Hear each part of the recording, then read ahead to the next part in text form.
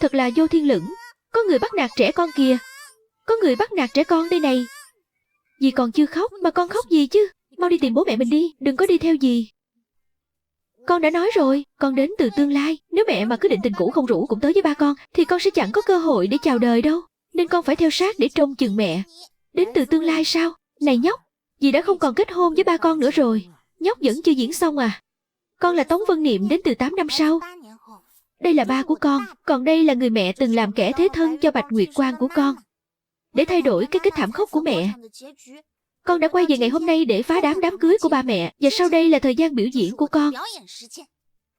Đứa nhóc ở đâu ra thế này? Con nói nhảm nữa là tao ném ra ngoài đấy. Con không nhận nhầm người đâu. Con đến từ tương lai. Mẹ con tên là Dương Tri Tiêu, con tên là Tống Vân Niệm.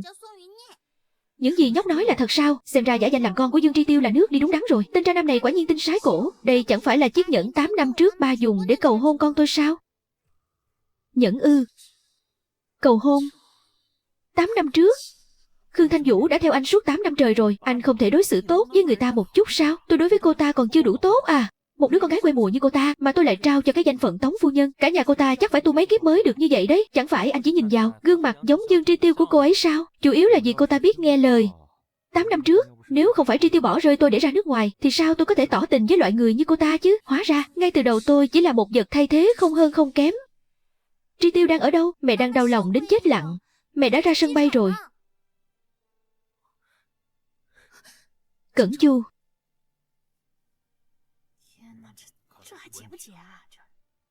Xin lỗi nhé, Thanh Vũ, dù là thật hay giả, anh vẫn muốn đi xác nhận một phen. Em trông hộ đứa bé này cái.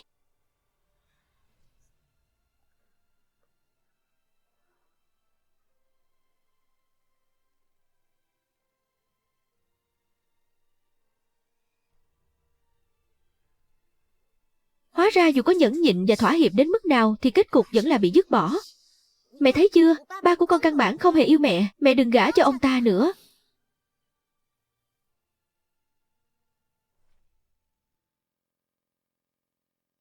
Con đã nói rồi, con đến từ tương lai. Sao mẹ cứ nhất quyết không tin vậy? Nếu mẹ còn định quay lại với ba con thì con sẽ bay màu ngay lập tức đấy. Nên con mới phải bám sát mẹ như hình với bóng thế này. Đến từ tương lai. Sao mẹ không tin con chút nào thế nhỉ? 5 giây nữa ba con sẽ gặp tai nạn giao thông. Này nhóc, đừng có thử thách lòng kiên nhẫn của dì. Hôm nay dù con có nói gì cũng không. Tin tức nóng hổi, tổng giám đốc Tống thị Tống Cẩn Du sau khi bỏ trốn khỏi hôn lễ, trên đường đi tìm người trong mộng do chạy quá tốc độ đã đâm vào cây ven đường. Giờ thì mẹ đã tin con chưa? Được rồi, dì tin rồi. Vậy con có thể cho dì biết số độc đắc kỳ tới không? Tiểu Khương à, đừng có lúc nào cũng nghĩ đến chuyện đi đường tắt. Cuộc sống là phải tự mình phấn đấu. Thế tương lai dì có nên cơm cháo gì không? Là dầu nước đổ vách hay là phơi xác ngoài đồng hoang? Đừng nói gỡ. Nạn nhân là tổng tài Tống thị, Tống Cẩn Du cùng với vợ cũ của ông ta, Khương Thanh Vũ. Vợ hiện tại là Dương Tri Tiêu. Được biết, Khương Thanh Vũ sau khi sinh con xong thì bị liệt giường. Tống Cẩn Du quay ngoắt lại đã cùng Bạch Nguyệt Quang Dương Tri Tiêu xây dựng gia đình mới. Dù hỏa hoạn này là tai nạn hay là do sắp đặt, chúng tôi sẽ tiếp tục cập nhật những diễn biến mới nhất. Mẹ ơi, trong tương lai mẹ sẽ bị Tống Cẩn Du và Dương Tri Tiêu hại chết. Con nhất định phải thay đổi kết cục của mẹ. Sao thế? Không có gì ạ. Thanh Vũ à, dù Tống thiếu gia đã đá cháu rồi, nhưng con trai nhà trưởng thôn vẫn luôn muốn cưới cháu về làm dâu đấy. Khi nào cháu mới về quê thăm nhà đây? Cậu chàng đó tướng mạo đường hoàng, tính tình cũng rất tốt. Bà nói dối, hắn ta là một gã khờ. Tiểu Khương sẽ không về đó với bà đâu. Nhìn này, mẹ đưa con về đi, mẹ sẽ biết được rất nhiều chuyện đấy. Mẹ đưa con về nhà đi mà. Con xin mẹ đấy, cứ đưa con về nhà đi.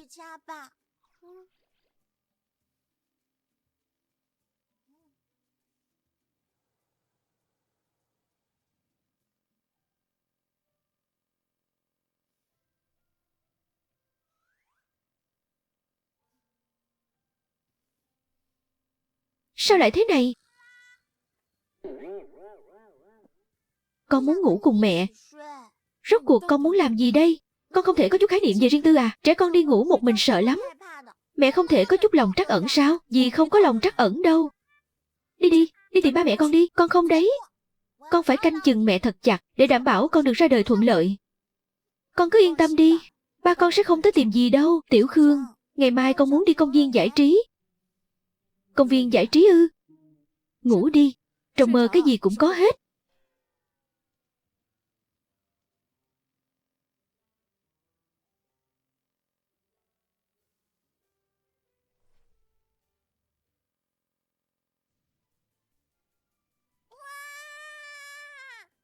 Con nói đến công viên giải trí sẽ cho dì một bất ngờ lớn. Mẹ thấy là con muốn đi chơi thì có. Lát nữa mẹ sẽ biết ngay thôi. Đúng rồi, mẹ có biết Lâu Giọng không? Lâu Giọng, người giàu nhất Giang Thành, người đứng đầu tập đoàn Lâu Thị. Chú ấy tiếp quản gia tộc từ năm 20 tuổi, dùng sức một mình khiến tài sản Lâu Thị tăng gấp 3 lần, sát phạt quyết đoán. Được mệnh danh là Diêm Dương mặt lạnh trên thương trường. Chào Lâu Tổng. Sếp, cha con nhà họ Tống đã đợi ngài cả ngày rồi. Họ muốn biết lý do tại sao lần trước ngài lại hủy bỏ hợp tác. Nếu chuyện gì tôi cũng phải đi giải thích với người khác, thì cậu có thể cùng bọn họ cút đi được rồi đấy. Thưa sếp, vậy tiếp theo chúng ta nên đi gặp người phụ trách khu vực Nam Mỹ trước, hay bay sang Pháp trước để bàn về việc hợp tác quý tới đây? May mà mình vẫn còn nhớ số điện thoại của chú Lâu Giọng. Đi công viên giải trí.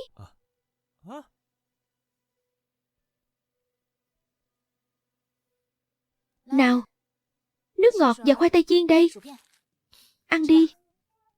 Con lại muốn uống sữa cơ. Chẳng phải lúc nãy con đòi uống nước ngọt sao? Uống nước ngọt không cao lên được.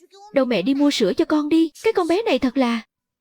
Bà chủ ơi, ở đây có bán sữa không ạ? Có chứ. Của cô đây. Kia chắc là con gái cô nhỉ? Con bé trông giống cô như đúc vậy. Lớn lên chắc chắn sẽ là một mỹ nhân. Dạ không phải đâu ạ. Này bé con. Tống Dân Niệm. Dân Niệm. Tống Dân Niệm. Tống Dân Niệm ơi. Chào anh, cho hỏi anh có thấy một bé gái tầm 7-8 tuổi không ạ? Không thấy. Xin hỏi mọi người có thấy một đứa trẻ cao tầm chừng này, khoảng 7 tuổi? Tôi không thấy.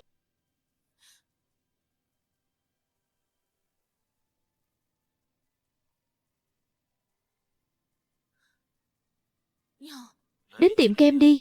Đứa bé đang ở chỗ tôi, nó cứ khóc lóc đòi cô đến đón đấy.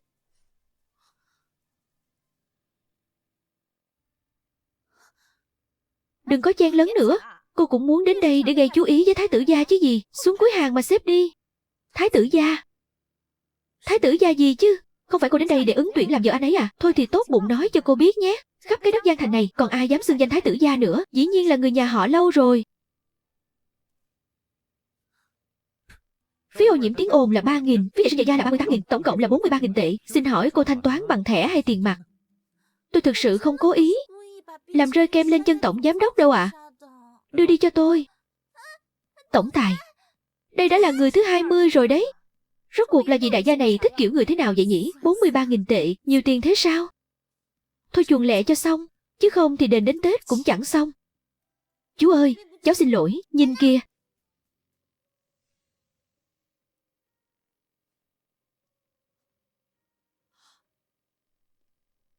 Cậu thấy chưa, anh ấy đang đi về phía mình kìa, sắp được gả vào hào môn, một bước lên mây rồi. Một giọt kem trên giày thôi đã mất 38.000, vết bẩn trên áo khoác to thế kia, mình phải đền bao nhiêu tiền cho Xuể đây, hay là chạy nhỉ? Đứng lại. Lâu Tổng, đứa trẻ này tôi không hề quen biết, tôi và nó chẳng có chút quan hệ nào hết, chào anh nhé. Chị Khương, cuối cùng chị cũng chịu đến đón em rồi. Cái kem chị dâu này là em đặc biệt để dành cho chị đấy.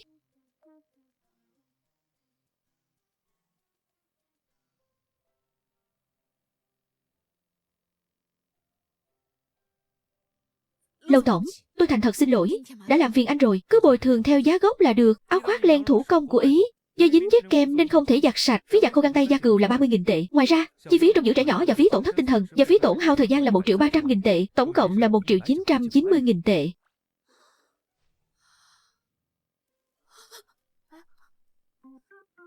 Chú Lâu, chị Thanh Vũ nghèo lắm à?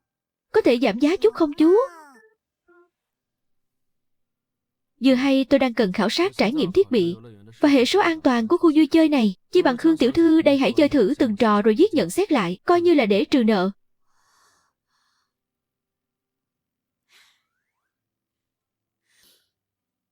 Đa tạ Lâu Tổng. Tôi chưa từng làm công việc nào có lương theo giờ cao thế này đâu.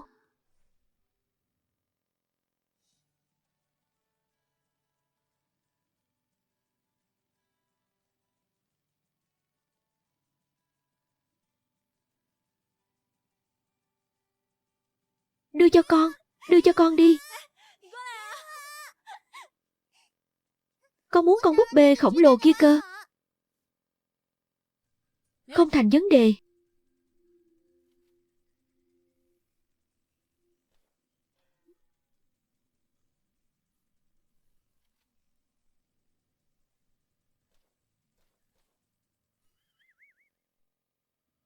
Bắn 10 phát kiểu gì chẳng trúng một phát chứ.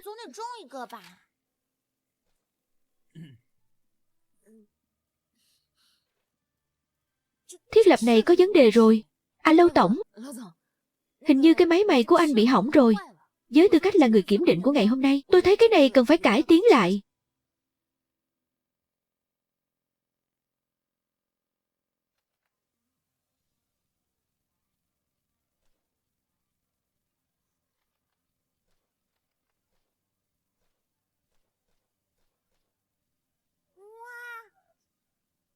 Đẹp trai quá đi. Cái này được không chú? Được chứ. Sao mình cứ thấy Lâu giọng trông quen mắt thế nhỉ? Làm sao có thể chứ? Thân phận như anh ta, mình làm sao có thể có liên hệ gì được? Khương Thanh Vũ, đã lâu không gặp. Vụ tai nạn giao thông thực sự quá thảm khốc. Cha mẹ cô, chúng tôi đã cố gắng hết sức rồi.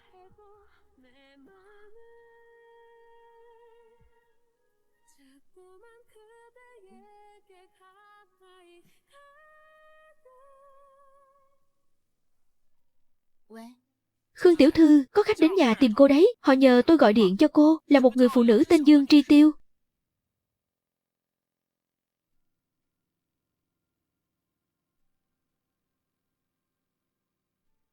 Cô là...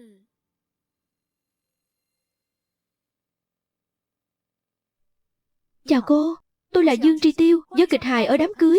Tôi đã xem qua tin tức rồi, mấy chuyện xuyên không từ tương lai gì đó. Tôi không tin đâu, nhưng 8 năm trước, đúng là tôi có sinh một đứa con gái.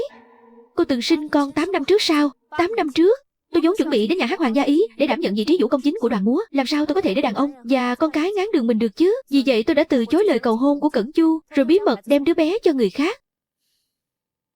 Cô bỏ rơi con mình vậy mà sao cô có thể nói ra? Như thể đó là một việc dễ dàng lắm không bằng. Đứa trẻ đó chẳng qua chỉ là sản phẩm ngoài ý muốn của một cuộc vui nhất thời. Lẽ nào nó lại quan trọng hơn giấc mơ suốt 20 mấy năm của tôi với tôi? Con bé đó chẳng có chút giá trị nào cả. Thế nên hôm nay cô đến đây là có ý đồ gì? Dù đoàn múa đã gạch tên tôi, nhưng chỉ cần trở thành Tống phu nhân của tập đoàn Tống Thị, tôi vẫn sẽ mãi là vũ công chính hào quang rực rỡ đó. Ông trời có mắt, ác giả ác báo. Có phải là đứa trẻ của 8 năm trước không? Tôi cũng không biết tại sao cô ta lại đột nhiên xuất hiện tại lễ cưới của cô. Nhưng giờ tôi cần đưa con bé đi xét nghiệm ADN. Con bé không muốn đi cùng cô có ý gì đây? Cô chỉ là người sinh ra con bé, nhưng nó là một cá thể độc lập, cô không có quyền ép buộc nó. Dì Khương, con sợ lắm, con sợ quá. Tôi thật không hiểu nổi cô. Đứa trẻ này đã phá nát hôn lễ của cô, vậy mà cô vẫn còn bảo vệ nó. Để tôi mang nó đi, chẳng phải sẽ tốt cho cô hơn sao? Một đứa trẻ, nói năng linh tinh, vậy mà vẫn có người tin sái cổ. Nhờ con bé mà tôi nhìn rõ bộ mặt của tên tra nam kia. Tại sao tôi phải ghét con bé chứ? Này bé con, cô ấy bảo cô ấy là mẹ và muốn đưa con đi, con có muốn đi cùng cô ấy không? Con không muốn, con không cần người mẹ này. Con muốn ở bên mẹ mãi mãi cơ, con chỉ muốn được trông thấy mẹ thôi. Nghe thấy gì chưa? Dương tiểu thư, sao nào, giờ không lo nhảy múa nữa, định chuyển nghề bắt cóc trẻ con à? Cô, đúng là đồ buôn người mà. Định đem bán trẻ em sao? Đồ mẹ mình, đồ buôn người, đồ bắt cóc. Đúng là quân buôn người, cô ta định bán con đấy. Này nhóc, cơ hội để ta chủ động tìm đến con chỉ có một lần duy nhất thôi. Con chắc chắn không đi cùng ta chứ? Xem ra, Khương tiểu thư dẫn chứng nào tật nấy, thích nhặt nhạnh đống rác tôi đã dứt đi nhỉ?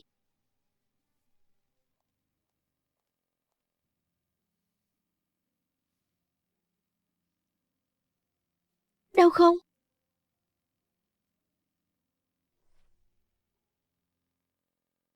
Cậu chắc chắn Khương Thanh Vũ biết tôi đang nằm viện chứ? Anh lên cả tin nóng trang đầu rồi kìa. Sao cô ấy có thể không biết được? Mà nói đi cũng phải nói lại, anh cũng thật là chỉ vì mấy lời nói sằng bậy của một đứa trẻ mà bỏ cả đám cưới. Đến sân bay thì mới thấy chẳng có bóng người nào. Theo tôi thấy, lần này Khương Thanh Vũ quyết tâm rời xa anh thật rồi đấy. Cẩn Chu,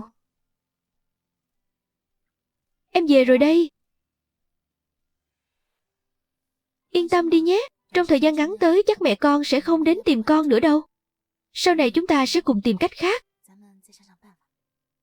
Vậy mẹ hát cho con nghe đi. Hát bài mà mẹ thích nhất ấy. Bài Phong Trung Hữu Đóa Vũ Tố Đích Dân. Sao con bé lại biết đây là bài hát yêu thích nhất của mình nhỉ? Con thật sự đến từ tương lai mà, nên con biết rất nhiều chuyện về mẹ. Lại còn nói mình đến từ tương lai nữa. Xem ra con bé vẫn chưa chấp nhận được sự thật việc bị Dương Tri Tiêu bỏ rơi. Nhưng tại sao con bé cứ nhất quyết đòi theo mình nhỉ? Mẹ hát đi mà, con thật sự muốn nghe. Được rồi, hát xong là con phải ngoan ngoãn đi ngủ đấy nhé. Vâng ạ.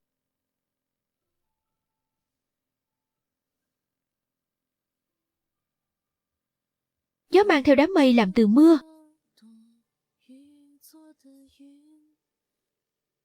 Gió mang theo đám mây làm từ mưa. Một đám mây làm từ mưa. Trong lòng mây toàn là mưa. Từng giọt đều là anh. Mẹ ơi!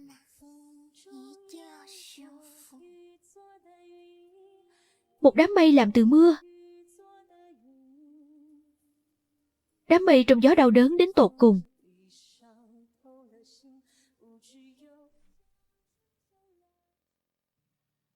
Dạo này lượng khách khá đông, nên mọi người nhất định phải tập trung tinh thần. Chú ý đến từng chi tiết. Quản lý Khương, tối mai, nhà hàng của khách sạn chúng ta sẽ tổ chức một bữa tiệc thương mại thượng lưu. Cô dẫn họ đi chuẩn bị một chút. Vâng, đến lúc đó, sếp tổng của khách sạn chúng ta, lão Tống cũng sẽ tới. Cô có thể xin nghỉ. Dạ không sao đâu ạ. Với tư cách là quản lý sảnh, giám sát các hoạt động nhân sự là công việc của em mà. Em sẽ không để việc tư xen lẫn việc công đâu. Được rồi, vậy mọi người làm việc đi. Thưa sếp, tối mai có một lời mời thương mại. Tôi biết ngài xưa nay không tham gia, nên đã từ chối giúp ngài rồi. Chào Lâu Tổng.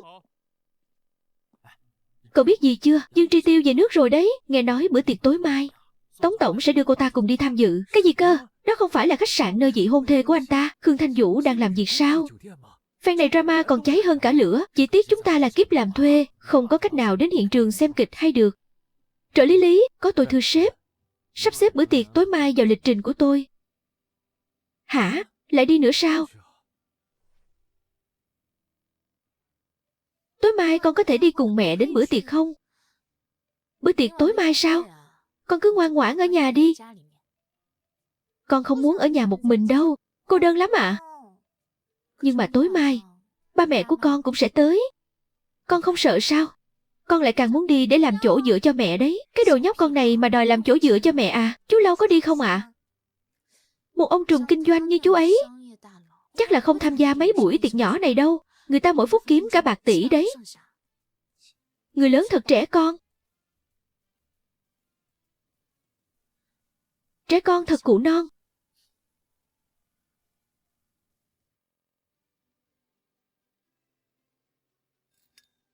Thưa quý vị, sau này vẫn mong mọi người chiếu cố cho Tống thị của chúng tôi. Đâu có, phải nhờ Tống tổng chiếu cố cho chúng tôi mới đúng chứ. Tri Tiêu, cuối cùng em cũng về rồi. Không hổ danh là vũ công chính của đoàn múa Hoàng gia Ý. Đứng cạnh Tống tổng đúng là trai tài gái sắc. Sao cô ta lại ở đó?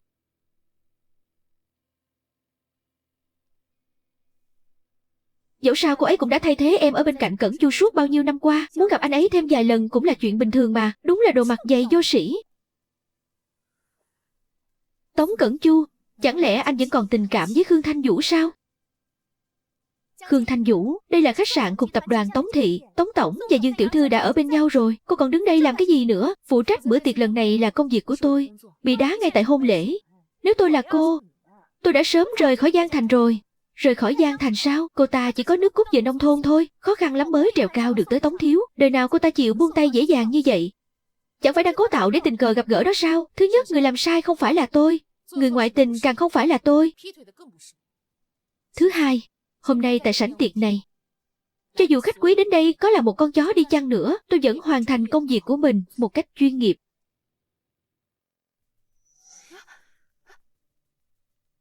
Khương Thanh Vũ, cô có ý gì đây? Cô mắng ai đó?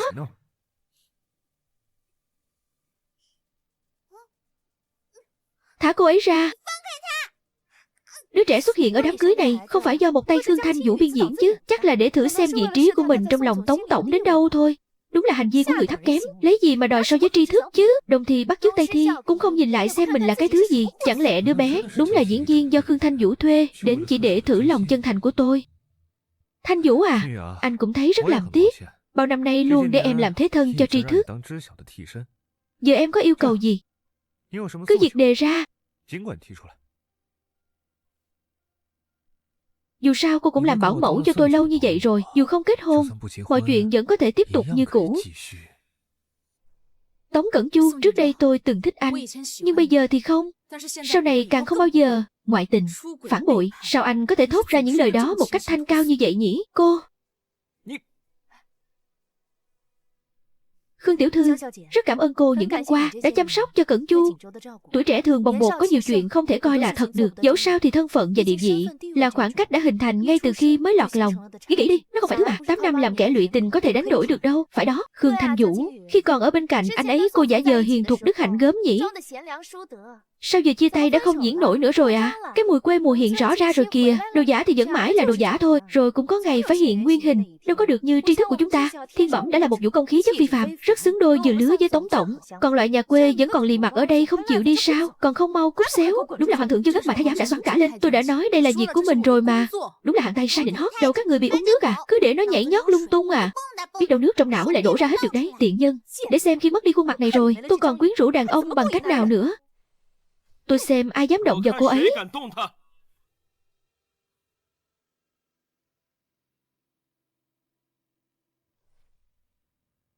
Lâu tổng, sao ngài lại đến đây? Tôi không cố ý đâu. Mau gọi người tới đây, băng bó vết thương cho Lâu tổng. Anh bị thương rồi. Tôi không sao.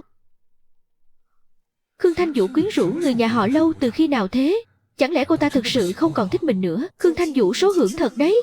Cái loại gái quê mùa như cô ta mà cũng có thể mồi chài được người của Lâu gia sao? Hôm nay đúng là cho tôi xem một vở kịch hay. Mọi người đối xử với nhân viên của Lâu thị như thế này à? Xem ra các vị ở đây không hề có thành ý muốn hợp tác với Lâu thị chúng tôi. Không phải đâu. Lâu tổng, đều tại con nhỏ Khương Thanh Vũ.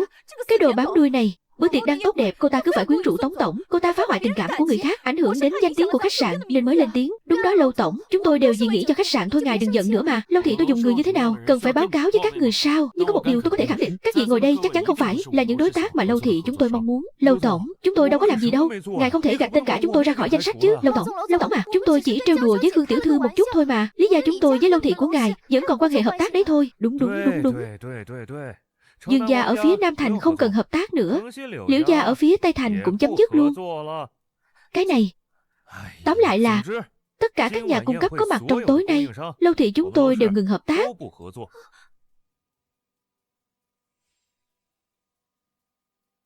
Lâu tổng, chỉ vì một quản lý sảnh nhỏ nhoi mà ngài sẵn sàng dứt bỏ tất cả đối tác ở đây sao? Từ khi nào mà Lâu tổng lại có sở thích ăn đồ thừa của người khác thế? Lâu tổng, đối tác ở đây có đến hàng trăm người. Tổng tài sản cộng lại vượt quá cả tỷ tệ. Lâu tổng định thực sự hành động theo cảm tính như vậy sao? Chỉ vì một người đàn bà tầm thường thôi ư? Cô ấy xứng đáng.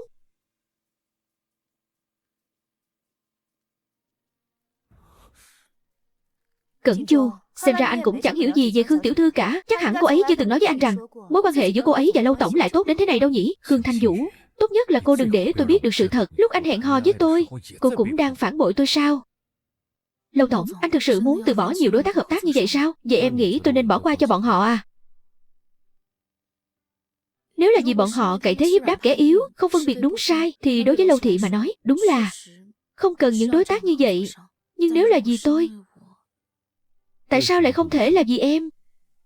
Nhìn kỹ thì Lâu tổng cũng đẹp trai phết nhỉ.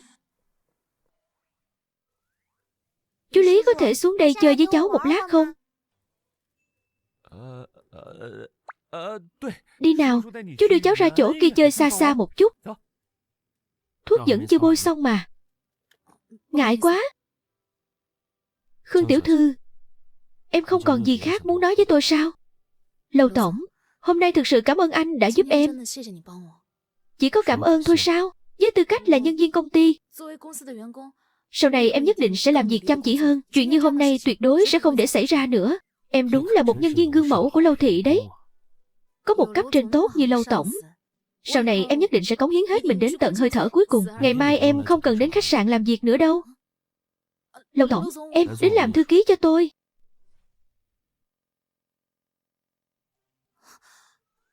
Không phải chứ, cái chai đập trúng đầu anh rồi à? Khương Thanh Vũ, không có ông chủ nào cho phép em nói đầu óc ông ta có vấn đề đâu. Cũng không có ông chủ nào tùy tiện để một quản lý sảnh lên làm thư ký cả.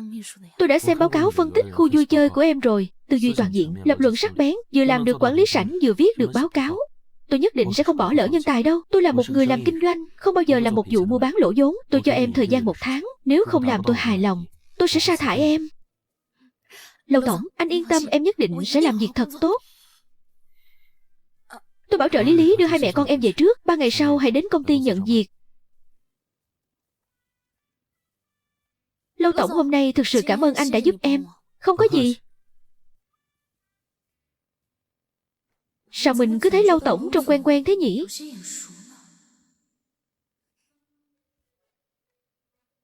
Thế nào rồi? 2 người sắp kết hôn rồi ạ. Cái con bé này suốt ngày trong đầu con nghĩ cái gì thế hả? Nghĩ là 2 người mau mau kết hôn đi, như vậy là nhiệm vụ của con hoàn thành rồi. Trợ lý Lý, đưa mẹ con Khương tiểu thư về đi. Rõ. 10 giờ có một cuộc họp thường niên với công ty con, diễn ra trong khoảng 30 phút. 11 giờ có buổi họp báo marketing cho các sản phẩm. Cần ngài tham dự đúng giờ. Bản thảo diễn văn đã. Sau này mấy việc này cứ để trợ lý Lý làm là được rồi. Lâu tổng, để em cầm cho, anh cứ đưa cho em đi. Trợ lý Lý, Thái tử gia lại thay thư ký mới rồi à? Thư ký mới gì chứ? Là bà chủ tương lai đấy.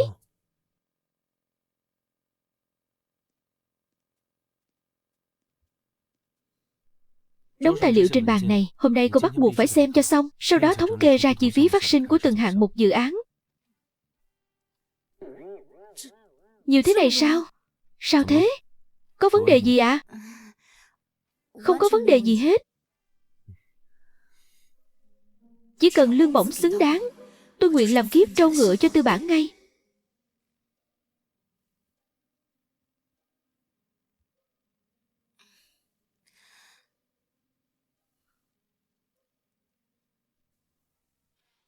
Dự án này 5 tỷ.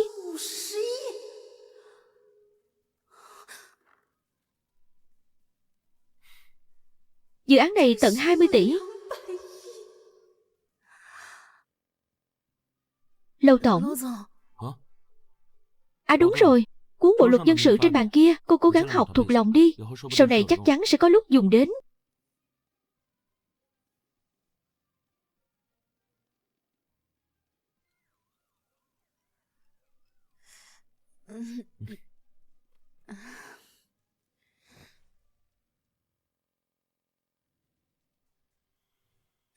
Trả lại cho tôi, trả lại cho tôi mau. Khóc lóc cái gì? Cấm khóc. Các người đang làm cái gì thế hả? Tự ý phá khóa xông vào nhà tôi. Tin tôi báo cảnh sát không? Thanh Vũ à, tất cả chỉ là hiểu lầm thôi. Từ sau cuộc gọi lần trước, con lại chặn số mẹ. Mẹ và em trai con lo cho con quá, nên mới đến thăm con chút thôi. Dù gì cũng là người một nhà mà, người ta không quản nổi con đâu. Con có chạy đằng trời bọn ta cũng tìm ra được. Rốt cuộc các người đến đây làm gì? Chuyện lần trước mẹ nói với con đó, con suy nghĩ đến đâu rồi? Chuyện kết hôn với con trai trưởng thôn ấy, nhà trưởng thôn sẽ không để con chịu thiệt thòi đâu. Sính lễ trang sức 5 món mua đủ cả bộ cho con. Đám cưới thì tổ chức vài chục mâm. Tiền sính lễ họ có thể đưa tới 300.000 tệ đấy. Tốt đến như vậy sao bà không tự đi mà gả?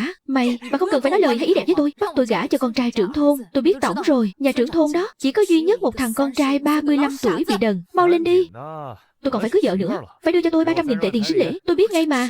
Chả trách bà cứ ép tôi gả cho tên ngốc đó. Hóa ra tất cả đều là vì tiền sính lễ để lo cho nó. Sao con lại ăn nói khó nghe như thế? Chị em ruột giúp đỡ nhau một chút thì đã làm sao? Nhà họ Khương phải trông cậy vào em con nối dõi tông đường nữa. Nối dõi tông đường?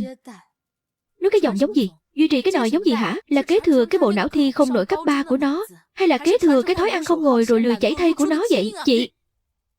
Mẹ, Nói nhảm với nó làm gì? Đàn bà con gái chỉ là cái thứ lỗ vốn, có tiền mà không chịu dâng cho tôi à? Chán sống rồi hả? Con trai của mẹ. Nhìn ảnh đi.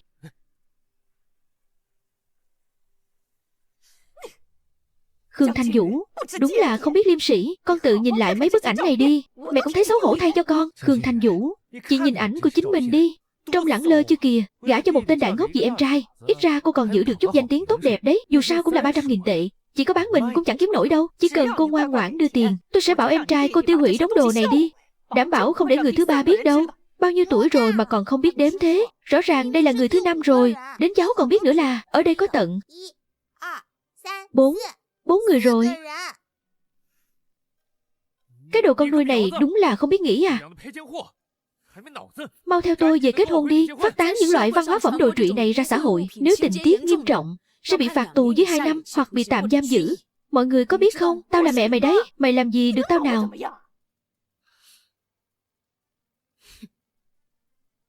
Định đi đâu đấy? Khương Thanh Vũ, chị định làm gì thế? Chị làm gì vậy? Cút hết ra ngoài cho tôi. Chỉ là mấy tấm ảnh ghép mà cũng dám đem ra uy hiếp tôi sao? Có loại người thân như hai người tôi thật sự chịu đủ rồi. Mau cút đi cho tôi. Cút. Cút ngay lập tức. Đồ con gái bất hiếu.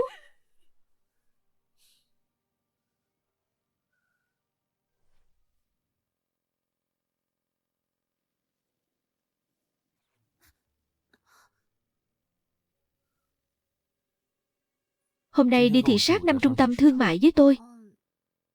Dân. Sao thế? Cô có điều gì lo ngại à?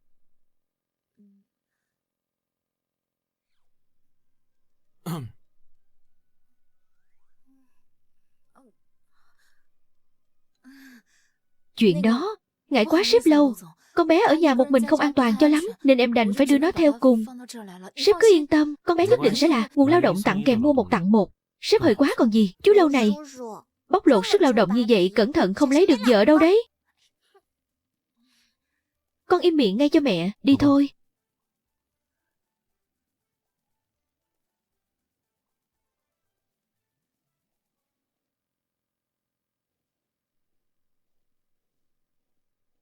Chào sếp Lâu.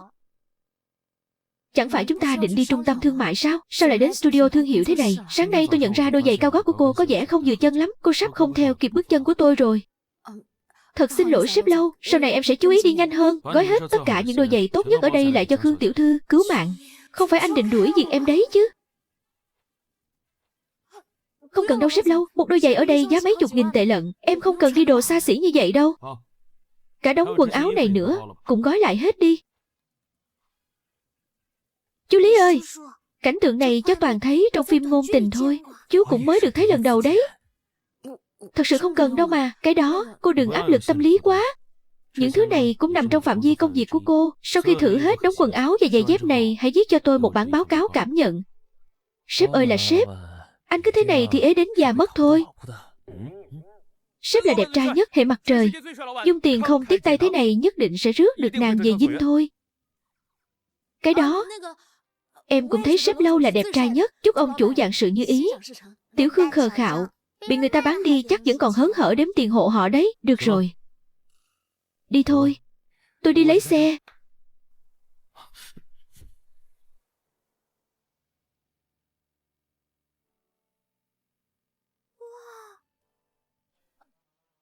Thật ngại quá sếp Lâu.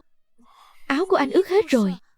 Chú Lâu ơi, nhà cháu ở ngay bên cạnh thôi. Hay là chú vào nhà cháu thay bộ đồ sạch cho khô ráo ạ? Được thôi.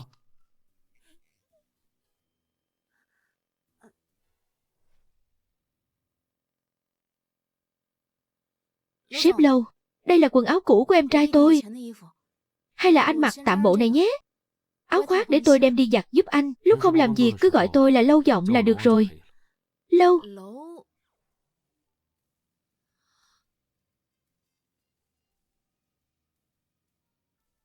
Dáng người anh ấy chuẩn thật đấy. Cô nhìn đủ chưa? Tôi đi giặt đồ giúp anh đây.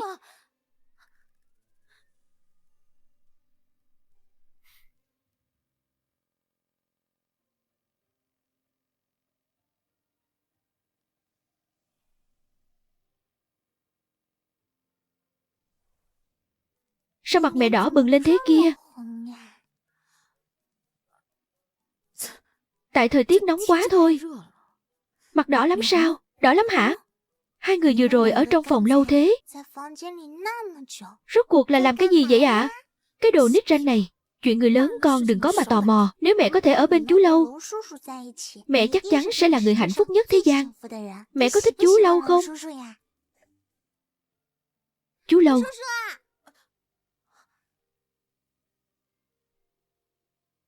Sếp Lâu. Cái đó. Áo khoác đang được sấy rồi ạ. Anh xem. Anh muốn ở lại dùng bữa tối hay là để ngày mai tôi mang áo đến công ty cho anh? Mình chỉ khách sáo tí thôi. Thái tử gia cao cao tại thượng sao có thể đồng ý ở lại cái nơi nhỏ bé tồi tàn này ăn cơm chứ? Được thôi. Vừa hay tôi cũng thấy hơi đói bụng. Anh thật sự ở lại ăn cơm sao? Để tôi đi nấu.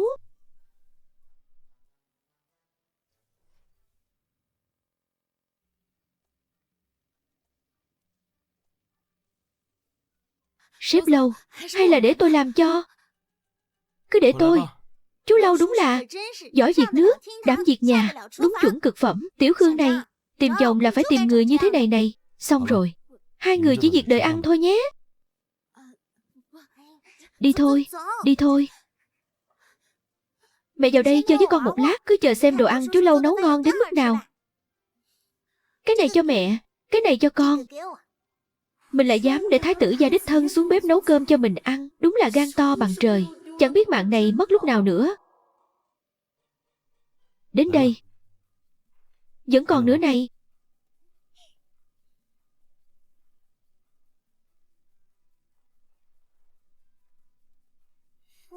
Nhiều món ngon quá đi mất. Chú Lâu giỏi quá đi. Ngon quá. Nào, cô cũng nếm thử đi. Cảm ơn anh.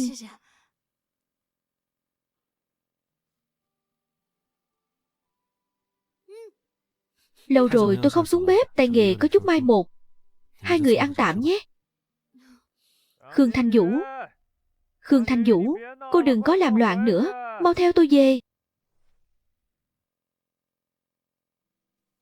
Đừng để ý anh ta. Lát nữa anh ta tự khắc đi thôi. Khương Thanh Vũ, đừng quậy nữa, theo tôi về mau.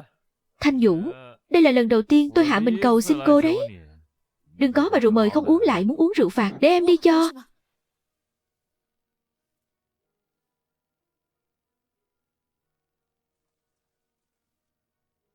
Tống Cẩn Chu, chúng ta kết thúc rồi. Trước đây chuyện gì cô cũng chịu đựng được mà. Tại sao lần này lại không thể chứ? Cô đáng lẽ nên tiếp tục yêu tôi mới phải. Chẳng có tại sao cả. Tôi không rảnh để diễn kịch với anh nữa. Tôi đã hết yêu anh rồi. Anh có hiểu tiếng người không? Không yêu tôi. Nực cười. Tôi không tin. Thanh Vũ, mở cửa ra. Tôi muốn nói chuyện trực tiếp với cô. Khương Thanh Vũ, mở cửa. Tống Cẩn Chu, không phải ai cũng tình nguyện phí hoài 8 năm thanh xuân chỉ để nhìn thấu bộ mặt thật của một người đâu. Tôi không còn yêu anh nữa. Anh biến đi cho khuất mắt. Tôi không muốn nhìn thấy bản mặt anh thêm giây nào nữa. Hỏng rồi. Mình quên chưa thay ổ khóa mới. Đến cả ổ khóa cô còn chẳng thèm thay, mà dám mạnh miệng bảo là hết yêu tôi sao? Về với tôi. Hóa ra là nhóc tỳ đáng yêu này.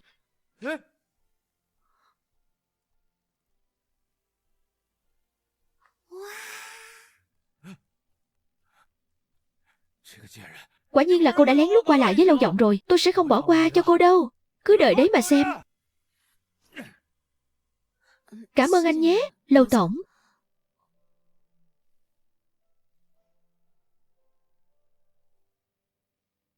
Được, tôi biết rồi. Công ty có cuộc họp, tôi đi trước đây. Còn bộ quần áo, ngày mai mang đến công ty trả tôi là được. Sau này nếu gặp phải tình cảnh như vậy nữa, nhớ gọi điện thoại cho tôi ngay.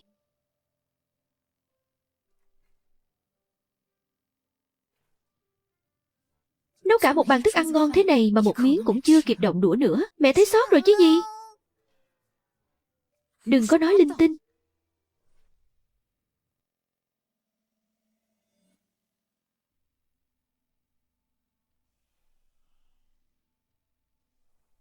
Cẩn Chu,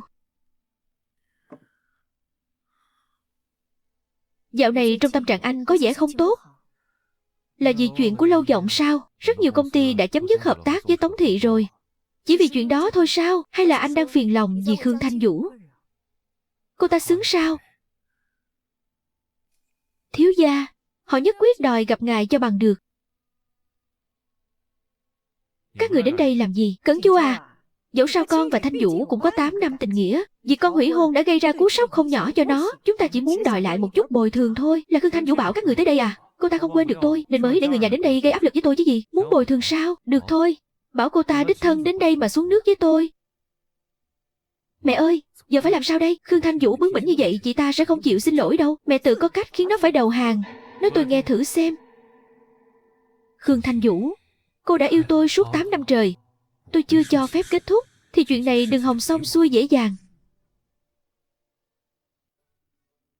Đang vẽ gì thế? Đây là con và chú sao? Đúng vậy.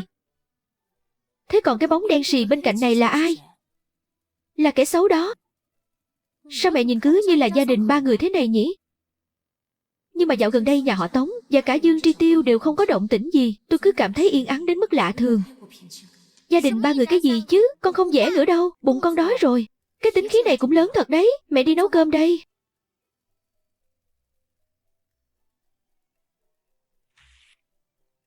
Con mới không thèm ăn đồ ba xấu xa làm đâu. Ăn chút trái cây trước đã nào. Chắc chắn là lại chạy xuống lầu chơi rồi. Dân niệm. Trong gió có đóa mây làm từ mưa. Một đóa mây làm từ mưa.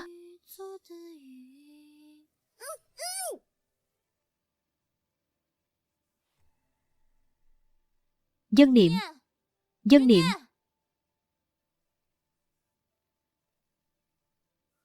Muốn đứa trẻ được sống thì hãy tự mình mang theo 300.000 tiền chuộc đến nhà kho Long Giai.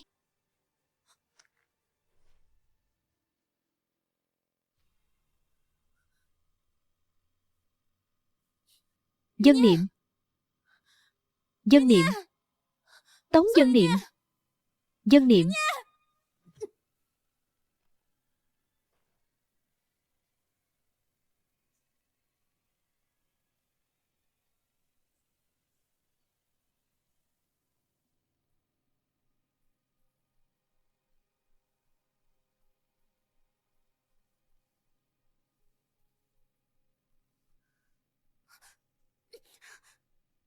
Dân niệm. Khương Thanh Vũ, bản thân cô còn đang khó bảo toàn mạng sống, mà vẫn còn tâm trí lo cho đứa trẻ đó à? Cô nên nhìn thẳng vào tôi lúc này đi, Tống Cẩn Chu. Chúng ta ngay từ ngày đám cưới đó đã kết thúc hoàn toàn rồi. Anh mau buông tôi ra. Ai nói với cô là đã kết thúc hả? Cô là món đồ chơi vừa ý nhất mà tôi từng gặp. Trò chơi này chỉ có tôi mới có quyền được hô dừng. Có bệnh thì đi mà chữa. Buông tôi ra ngay.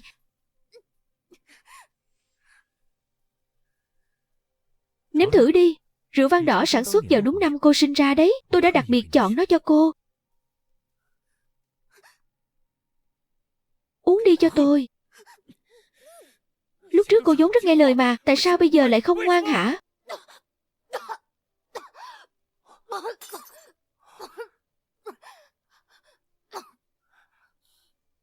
Chỉ cần tôi xin lỗi cô là cô sẽ tha thứ cho tôi thôi. Đúng không? Tôi sẽ mua cho cô một căn biệt thự ngay trung tâm thành phố. Tôi sẽ giấu cô thật kỹ để Dương Tri Tiêu không hề hay biết. Cô cứ giống như trước đây, ngoan ngoãn ở nhà chờ tôi. Được không hả? Anh đừng có làm tôi thấy buồn nôn thêm nữa. Cút đi. Sao tôi cứ cảm thấy trong lòng bồn chồn không yên thế này? Lâu tổng. Lâu tổng, tiếp tục đi. Cô Khương xảy ra chuyện rồi. Cô bảo tôi làm cô thấy buồn nôn à? Cô quên mất cái bộ dạng lụy tôi ngày xưa rồi sao? Chính cô là kẻ đã mặt dày bám lấy tôi không buông, tự nguyện hạ thấp bản thân để ở bên cạnh tôi. Giờ đây Lâu giọng xuất hiện rồi, nên cô lại thấy tôi buồn nôn à? Khương Thanh Vũ, cô đúng thật là loại đàn bà hám danh lợi. Bọn họ đều nói tôi có thể ở bên anh là phúc đức 3 đời.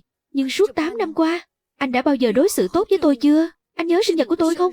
Có biết tôi thích gì ghét gì không? Anh nói tôi là kẻ ham phú quý, nhưng những năm qua tôi có tơ hào một đồng nào của anh không? Chẳng lẽ anh không rõ sao? Tôi cũng là con người, Tôi cũng biết đau, biết tổn thương. Tôi không muốn tiếp tục cùng anh chơi trò chơi bất công này thêm nữa. Tôi đã hết yêu anh từ lâu rồi. Cô không được phép ngừng yêu tôi. Anh sai rồi. Thanh Vũ, anh biết lỗi rồi. Em cứ đánh tôi đi. Đánh anh cho hả giận đi. Chỉ cần anh xin lỗi là em sẽ tha thứ như mọi khi. Đúng không? Kể từ lần đầu tiên anh ngoại tình trái tim, tôi đã nguội lạnh với anh rồi. Hôm nay là lần cuối cùng. Sau này đừng bao giờ xuất hiện trước mặt tôi nữa. Nếu cô đã không còn yêu tôi, vậy thì hãy cứ hận tôi đi.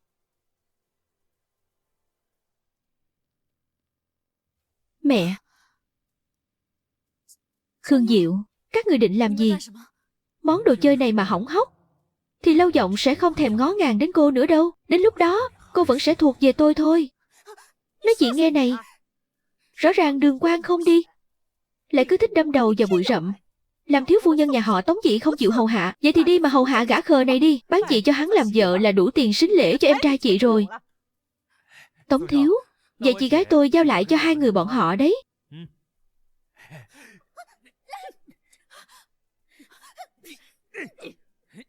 Khương Thanh Vũ, buông tôi ra. Cầu xin tôi đi. Biết đâu tôi sẽ rủ lòng thương cho cô làm một món đồ chơi sạch sẽ. Anh nằm mơ đi. Nước đến chân rồi mà vẫn còn bày đặt thanh cao sao? Này gã khờ, thưởng cho mày đấy. Vợ ơi, vợ xinh quá. Buông ra, tránh xa tôi ra, đừng mà. Thả tôi ra.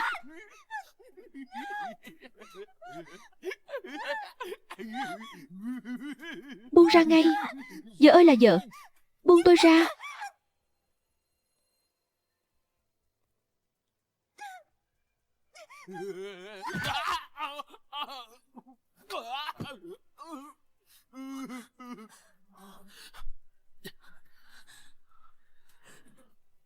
Thanh Vũ. Thanh Vũ.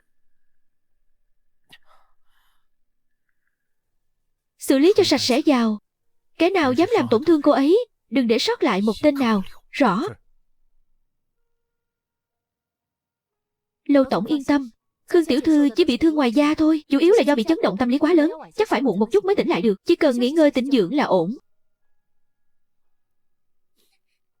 Tất cả là tại con hết. Dù ở dòng thời gian này, con vẫn không bảo vệ tốt cho mẹ. Có phải con chính là gánh nặng của mẹ không? Chỉ cần có con ở bên cạnh là mẹ lại chẳng được yên thân. Dòng thời gian này, mẹ ơi, mẹ mau tỉnh lại đi mà.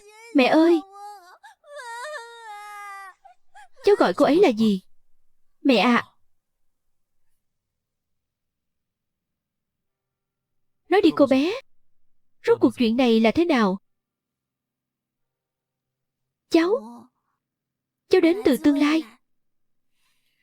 Trông chú dễ gạt lắm sao? Nói thật đi.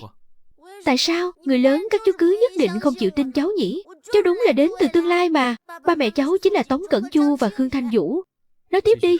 Để ngăn mẹ cháu gả cho ba. Cũng là để mẹ có thể thuận lợi ở bên chú. Nên cháu mới nói mình là con gái của Dương Tri Tiêu. Trong thế giới của cháu, nếu mẹ gả cho ba thì chuyện gì sẽ xảy ra? Lúc mẹ sinh ra cháu đáng lẽ phải là ngày hạnh phúc, nhưng ba lại không ở bên cạnh, dẫn đến việc mẹ bị khó sinh phải nằm liệt giường. Rất nhanh sau đó mẹ đã bị ba ruồng bỏ. Ba cưới Dương Tri Tiêu về làm mẹ kế của cháu.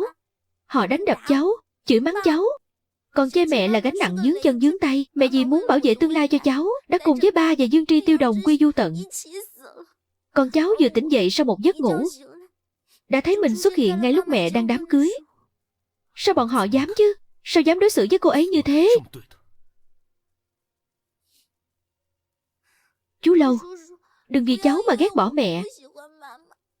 Mặc dù trên đời này cháu là một đứa vô tích sự, là một gánh nặng, nhưng mẹ thật sự là một người phụ nữ cực kỳ tốt. Cháu đã rất dũng cảm rồi. Dù là ở tương lai hay hiện tại cháu đều là đứa trẻ tuyệt nhất.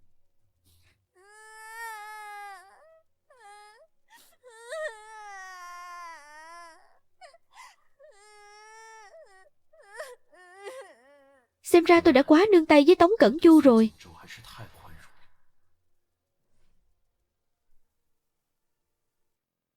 Thưa sếp, toàn bộ sản nghiệp của Tống thị đã bị thu mua xong xuôi, cũng đã phong sát toàn diện Dương Tri Tiêu rồi ạ.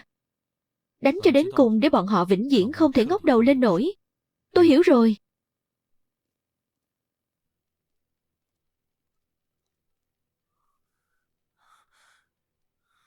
Tống thị phá sản rồi. Tống Cẩn Chu, anh không còn giá trị lợi dụng nữa, tôi cũng nên rời bỏ anh thôi. Đến cả em cũng muốn phản bội anh sao? Phản bội? Tôi quay lại chẳng qua là vì anh có thể giúp tôi rạng rỡ trước mặt người khác, giúp tôi là một vũ công chính sáng giá. Tôi là Dương Tri Tiêu, khi anh hết giá trị, thì tôi đi thôi. Nói gì đến chuyện phản bội chứ, anh không tin. Nếu em không còn yêu anh thì tại sao em còn quay về tìm anh làm gì? Tại sao tôi phải yêu anh? Đàn ông các anh đúng là không biết tự lượng sức mình, sinh ra đã nắm giữ quyền lực cao hơn phụ nữ. Lại còn ảo tưởng rằng phụ nữ chỉ biết đến tình yêu. 8 năm trước tôi vì danh lợi mà rời xa anh. Thì bây giờ anh lấy gì để giữ tôi lại? Còn điều gì để tôi phải luyến tiếc nữa đâu? Tại sao mọi chuyện lại thành ra thế này? Tri Tiêu, em hãy ở bên cạnh anh, cùng anh làm lại từ đầu có được không? Tri Tiêu. Cẩn Chu, em với anh không giống nhau. Cả đời em nỗ lực là để trở thành người thượng đẳng. Cái loại nghèo hèn là cuộc sống mà em không bao giờ muốn chạm vào nữa. Hóa ra từ trước đến nay em chưa từng yêu anh. Cho dù anh đã vì em mà dứt bỏ Khương Thanh Vũ. Lúc anh dứt bỏ cô ấy chắc anh cũng chưa từng nghĩ tới chính mình cũng sẽ có ngày nếm trải mùi vị bị bỏ rơi nhỉ? Tri Tiêu.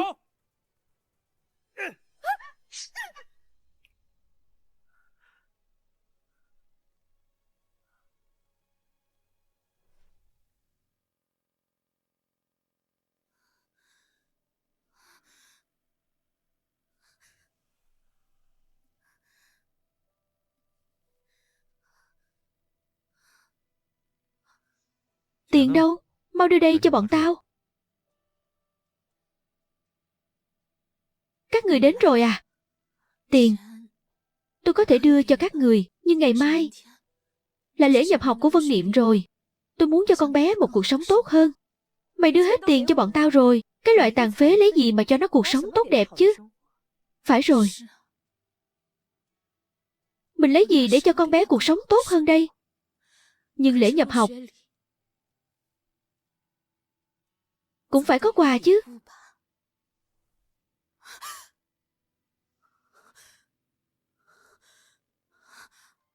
Giấc mơ vừa rồi tại sao lại chân thực đến thế?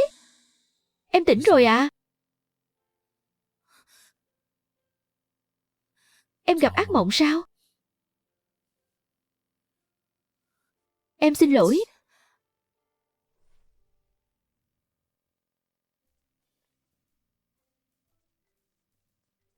Làm con sợ chết khiếp. Con cứ tưởng không bao giờ được gặp lại mẹ nữa. Mẹ không sao mà. Đừng khóc, đừng khóc nữa. Mẹ chẳng phải vẫn khỏe mạnh sao? Để mẹ đi chuẩn bị bữa tối cho hai chú cháu nhé. Mẹ không biết đâu. Hôm qua chú Lâu lo lắng cho mẹ lắm đấy. Chú ấy bỏ mặc cả phòng họp đầy người để đi cứu mẹ đó. Con đi tìm chú ấy à? Tất nhiên rồi. Đây là cơ hội tốt để anh hùng cứu mỹ nhân mà. Rốt cuộc là con học ở đâu? Mấy cái chiêu trò này vậy hả? Con nói mẹ nghe. Chú Lâu siêu lắm luôn. Chú ấy dọa đám người đó sợ khiếp vía. Công ty của ông ta cũng phá sản rồi. Đúng là đáng đời bọn họ. Công ty của ba con phá sản con không buồn sao? Nhưng ông ta bắt nạt mẹ mà. Ai bắt nạt mẹ cũng không được hết. Nhóc con, ăn cơm thôi. Dạ. Vậy chú phải đút từng miếng cho cô Cương đó nha. Nói gì thế?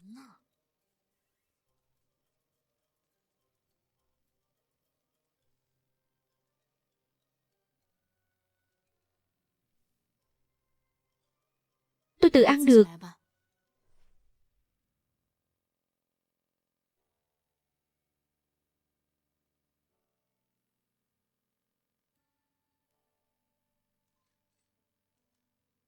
Dân Niệm kể cho tôi nghe hết rồi. Cảm ơn anh đã cứu tôi. Tôi cứu cô là vì cô từng cứu tôi.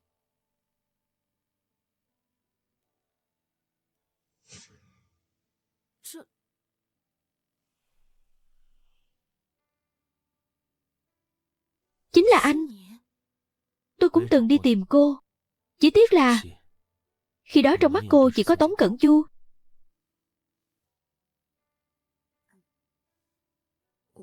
Tôi không hề hay biết. Không sao cả. Bây giờ cô thích tôi vẫn còn kịp mà.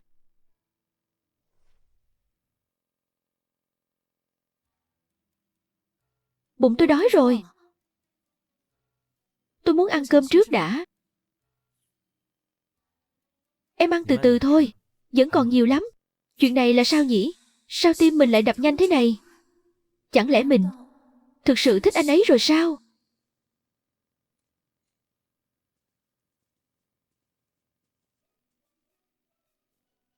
Ăn xong rồi thì đặt đũa xuống đi. Chọc đũa xuống đáy bát không phải thói quen tốt đâu. Thế nào rồi? Hai người sắp kết hôn rồi à? Nhóc con này, cháu nói xem, nếu một cô gái đối với chuyện yêu đương mà không thừa nhận, cũng chẳng thèm phủ nhận, thì có nghĩa là gì? Thế thì chắc chắn là thích rồi, nhưng thời điểm chưa thích hợp thôi. Vậy chú nên làm thế nào? Chú lại đi hỏi một đứa trẻ như cháu à? Cũng đúng. Sao chú tự nhiên lại đi hỏi cháu nhỉ? Đừng đi mà.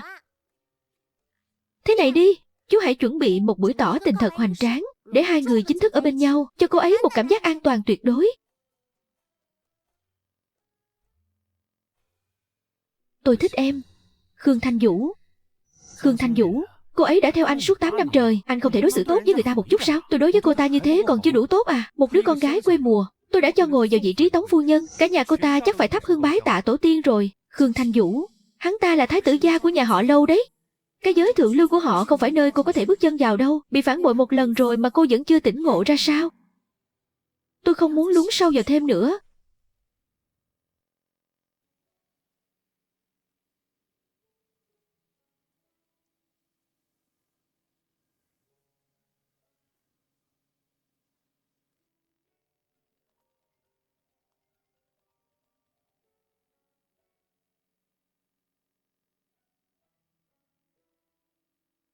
Chào bữa sáng đã chuẩn bị xong rồi. Tôi không biết khi nào em thức dậy nên chưa mang lên ngay.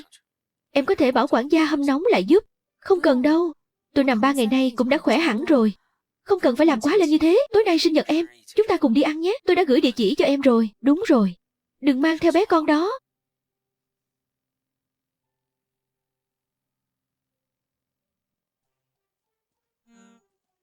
Chào buổi sáng ạ. Chào con. Hôm nay mẹ còn đau không? Mẹ hết đau rồi. Cũng nhờ có con cả đấy. Đã kịp thời gọi người đến cứu mẹ. Chuyện nhỏ mà mẹ. Cảm ơn con. Bây giờ mẹ còn muốn đuổi con đi nữa không? Không đuổi nữa. Con đã bảo vệ mẹ bao nhiêu lần rồi. Con còn yêu mẹ hơn tất cả những người thân khác của mẹ cộng lại. Làm sao mẹ nỡ xa con được chứ? Con chính là người thân của mẹ. Ý mẹ là cảm ơn con vì đã sẵn lòng trở thành người nhà của mẹ. Cũng cảm ơn con vì bấy lâu nay luôn ở bên cạnh bảo vệ mẹ. Sau này con có nguyện ý mãi mãi là người thân của mẹ không? Mẹ ơi, con từ trước đến giờ chỉ có mình mẹ là người thân thôi.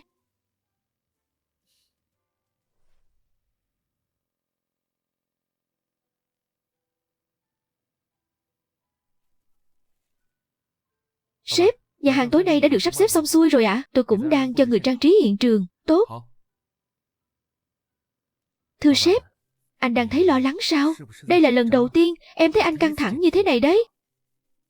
Có phải Giang tiểu thư là Bạch Nguyệt Quang của anh không? Nếu anh đã rảnh rỗi quá mức như vậy thì đi mà dọn nhà vệ sinh đi. Tôi đi làm việc tiếp đây.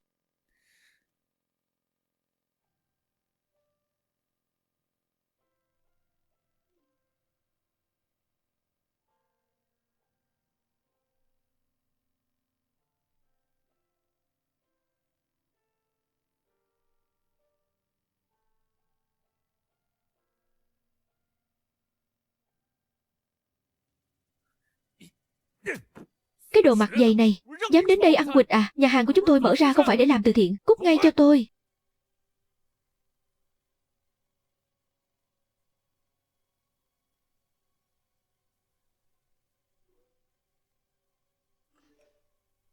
Mọi người làm việc cẩn thận vào. Tối nay Lâu tổng sẽ tổ chức sinh nhật cho Khương tiểu thư đấy. Tuyệt đối không được để xảy ra sai sót. Phải rồi, Thanh Vũ rất thích pháo hoa. Chỉ cần mình đốt pháo hoa, Thanh Vũ chắc chắn sẽ quay về thôi. Sao mẹ không ở lại nhà chú Lâu thêm mấy ngày nữa?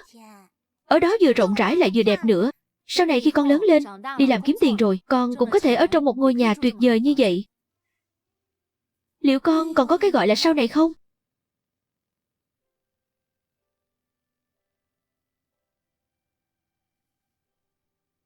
Là do Tống Cẩn Chu đánh sao? Cô đến đây làm gì? Lâu Vọng đã phong sát tôi ở trong nước rồi. Gương mặt của tôi cũng bị chính tay Tống Cẩn Chu hủy hoại. Giờ thì cô vừa lòng rồi chứ. Một Dương Tri Tiêu từng cao cao tại thượng, cuối cùng cũng có ngày rơi xuống vũng bùn rồi sao? Dương Tri Tiêu mà tôi biết, dù có rơi xuống bùn đen cũng tuyệt đối không bao giờ chịu cúi đầu. Dù sao thì đứa trẻ ăn xin ở trong ngôi làng năm đó đã nỗ lực để trở thành một vũ công thiên tài đó sao? Không ngờ đấy, cô vẫn còn nhớ rõ đến thế. Chú ơi, chẳng phải chú nói trong hẻm này có đồ ăn ngon sao? Đúng vậy, Thanh Vũ cũng muốn đi xem thử nữa. Cái đó, không phải đâu, tôi chỉ thấy mấy đứa trẻ đáng thương quá. Chú tôi vừa hay lại có chút đồ ăn, nên tôi muốn mang cho chúng một ít thôi. Đúng rồi, chính là như vậy. Cầm cho chắc vào nhé. Tôi đi trước.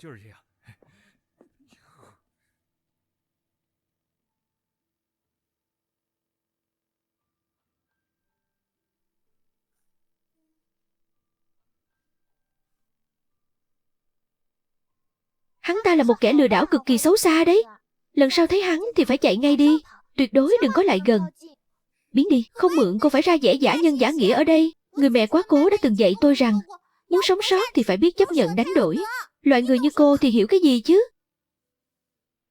Nhưng mà cậu... Sau này tôi chắc chắn sẽ sống tốt hơn cô gấp vạn lần. Không cần cậu phải thương hại tôi.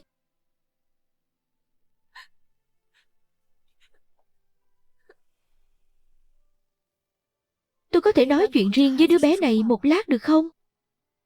Cô cứ yên tâm. Tôi chỉ có vài thắc mắc muốn làm sáng tỏ thôi.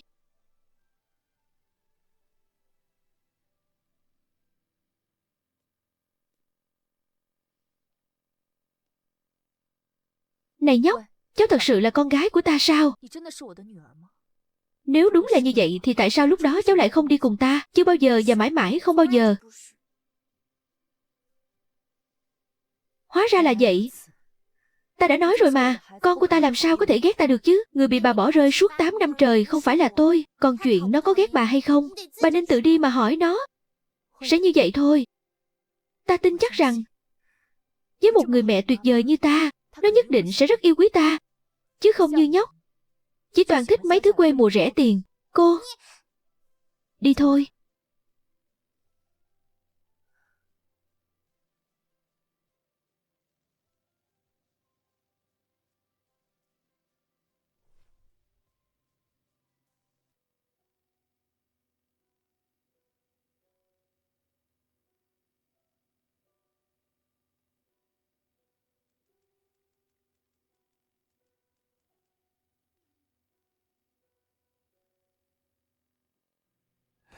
Sinh nhật. Pháo hoa. Bắn nhiều pháo hoa thế này chắc chắn cô ấy sẽ tha lỗi cho tôi thôi.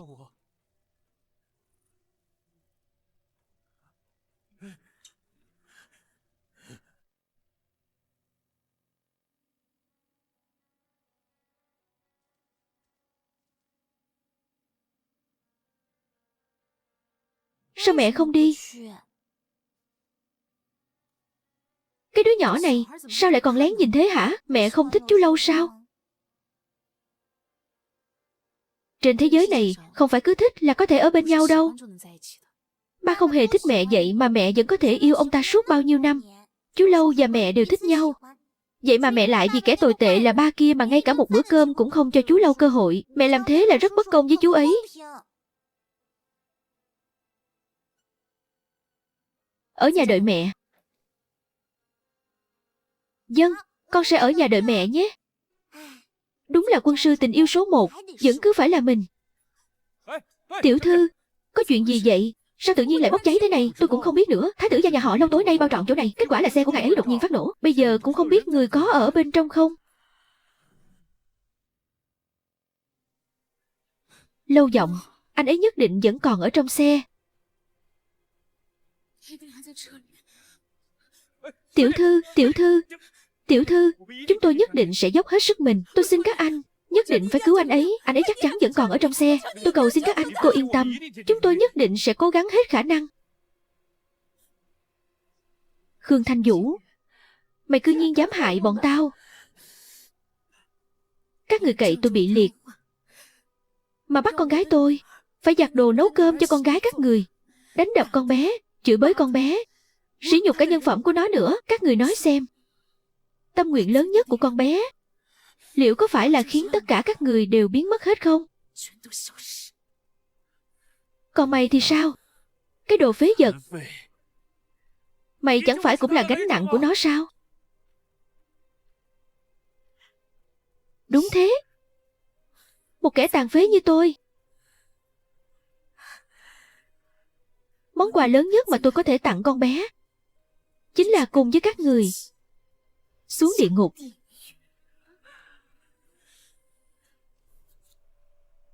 Đừng, làm ơn đừng, đừng mà, đừng làm thế.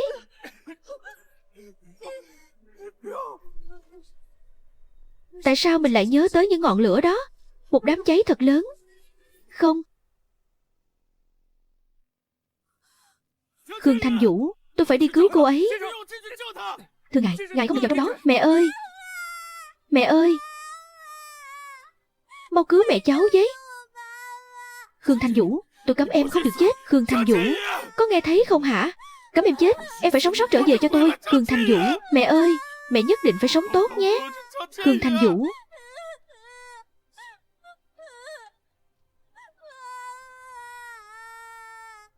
Mẹ ơi. Khương Thanh Vũ. Mẹ ơi. Vụ nổ lớn như thế này xảy ra, cô nên chuẩn bị tâm lý sẵn đi. Người e là không giữ được nữa rồi.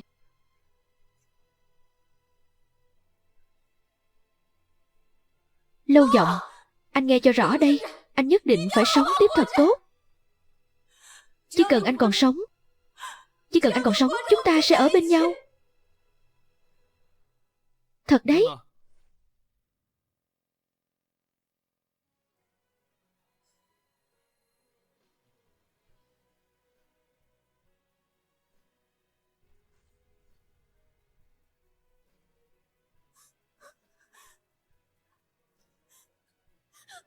Anh vừa định xuống xe đi hút điếu thuốc, mới đi được vài bước thì đằng này xảy ra vụ nổ. Vừa hay nghe thấy tiếng của em nên anh vội vàng chạy qua ngay. Em không sao chứ?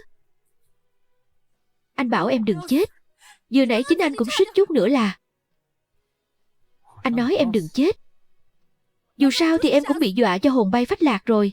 Lúc nãy anh nói chỉ cần anh còn sống, anh sẽ ở bên cạnh em. Có thật không?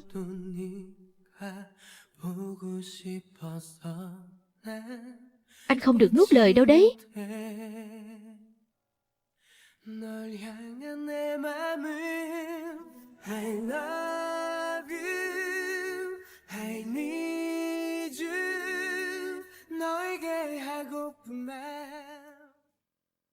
Lâu Giọng.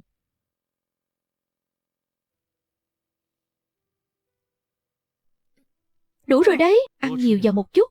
Em gầy quá rồi đấy. Bữa cơm hôm nay không phải là cơm bình thường nữa, mà là đang phát cẩu lương cho cháu ăn đấy à. Về vụ phóng hỏa ngày hôm qua, nghi phạm là cựu tổng giám đốc tập đoàn Tống Thị, Tống Cẩn Chu, hiện đã bị bắt giữ quy án. Chờ đợi hắn sẽ là cuộc sống lao tù không ngày kết thúc.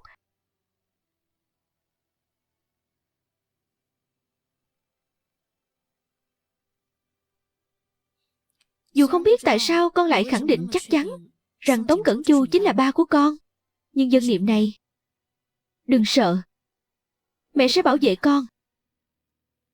Hôm qua, ở trong đám cháy, trong đầu em bỗng xuất hiện một đoạn ký ức rất lạ. Em mơ thấy trong biển lửa có một cô bé đeo sợi dây chuyền hình đám mây. Con bé gọi em là mẹ. Sao đũa của con lại rơi rồi? Đoạn ký ức đó thực sự rất kỳ lạ, nhưng lại vô cùng chân thực. Lúc đó tim em đau thắt lại. Cảm giác cứ như con bé thực sự là con gái của em vậy. Thanh Vũ. Thật ra Dân Niệm, con bé, thật ra Dân Niệm gần đây cũng thường xuyên mơ thấy những giấc mơ rất thật. Những giấc mơ chân thực sao?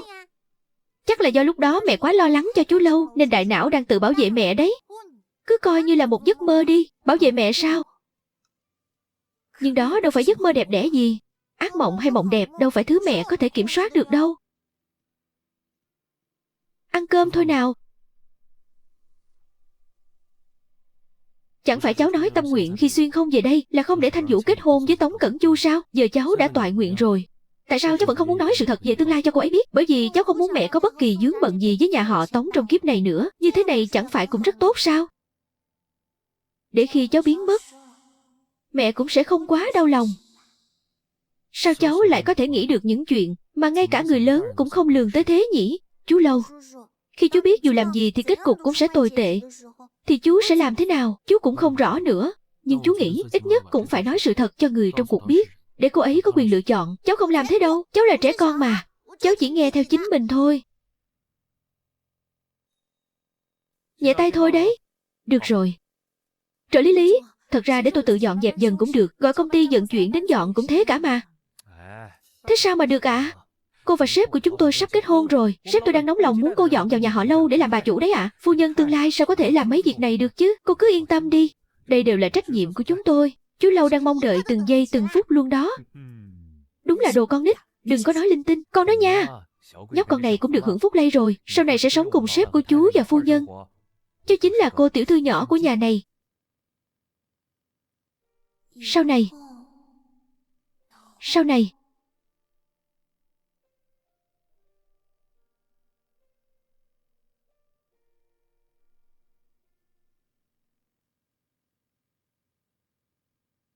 Sao thế con? Con muốn được ở bên cạnh mẹ nhiều hơn. Con biết không? Nhiều khi mẹ cảm thấy con giống như con gái ruột của mẹ vậy. Mẹ sắp không nỡ rời xa con mất rồi.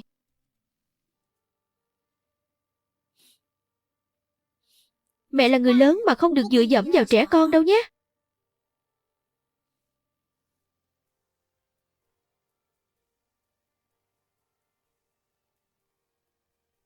Mẹ ơi! Con thực sự rất thương mẹ.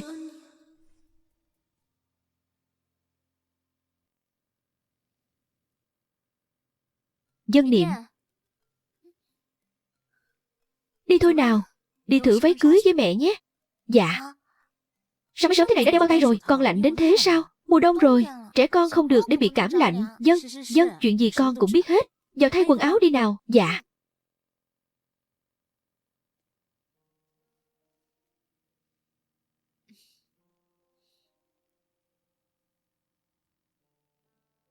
Anh chọn cho em vài bộ rồi đấy. Vào thử xem sao. Dạ, được ạ.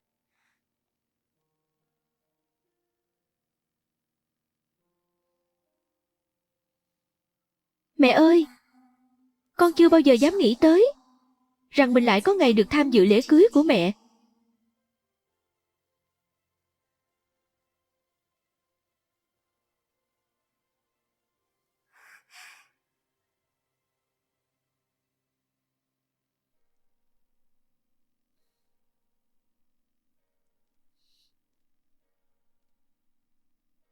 Thanh Vũ, em đẹp quá.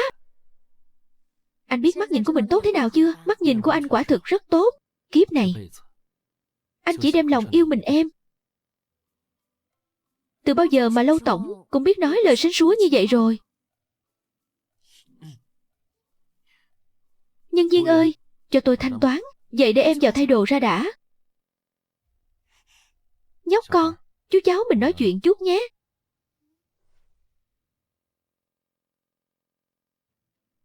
Này bé con, nếu chú và mẹ cháu kết hôn cháu có biến mất không? Dạ không đâu.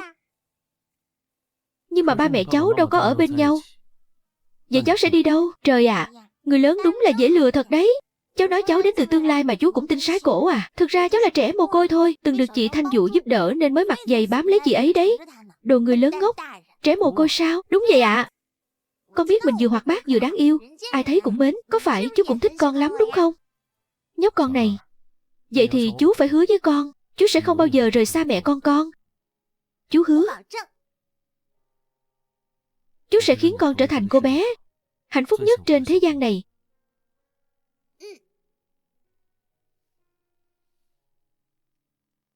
Con xin lỗi chú Lâu Giọng. Con đã nói dối chú. Tương lai chẳng tốt đẹp chút nào cả. Mọi người phải sống thật tốt cho hiện tại nhé.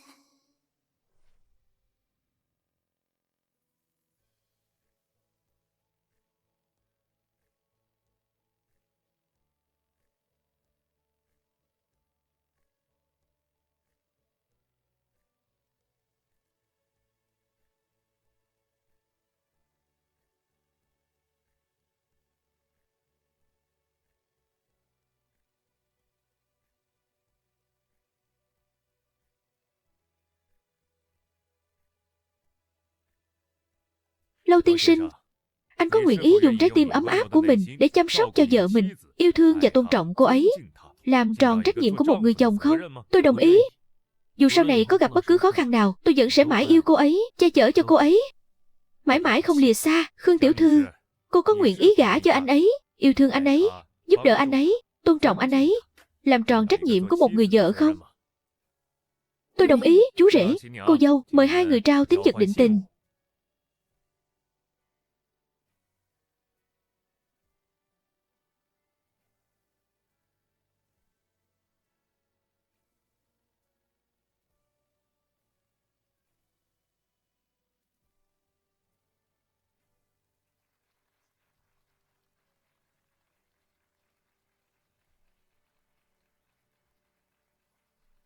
Mẹ ơi, lần này nhất định mẹ phải thật hạnh phúc nhé.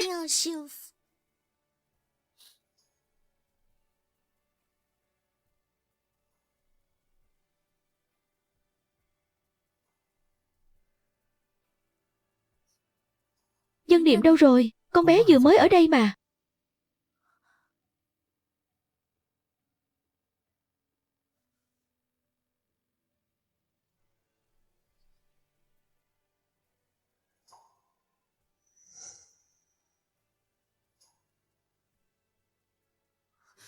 Dân Niệm.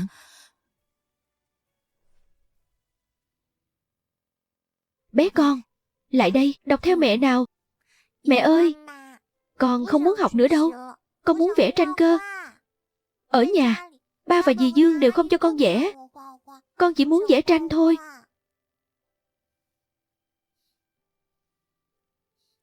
Được rồi, bé con, ở bên cạnh mẹ, con muốn làm gì cũng được.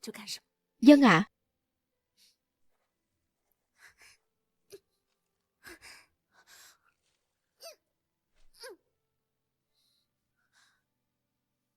Tại sao mẹ lại không thể thuyết phục được ba cho con đi học lớp mỹ thuật chứ? Suốt ngày mẹ chỉ ngồi đây chẳng làm được việc gì. Mẹ chẳng bao giờ biết con đã phải khổ sở thế nào đâu. Tiểu Niệm, là tại mẹ không tốt. Mẹ xin lỗi con. Mẹ ơi, con xin lỗi. Con không nên cáu gắt vô cớ với mẹ. Con xin lỗi mẹ. Không sao đâu.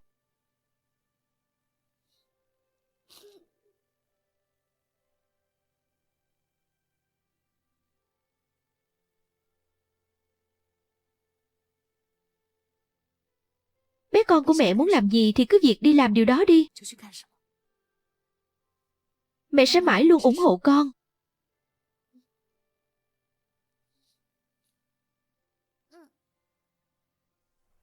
Những ký ức đó, hóa ra những ký ức đó, hóa ra người đó luôn là con. Thì ra con chính là con gái của mẹ. Dân Niệm. Dân Niệm. Dân Niệm.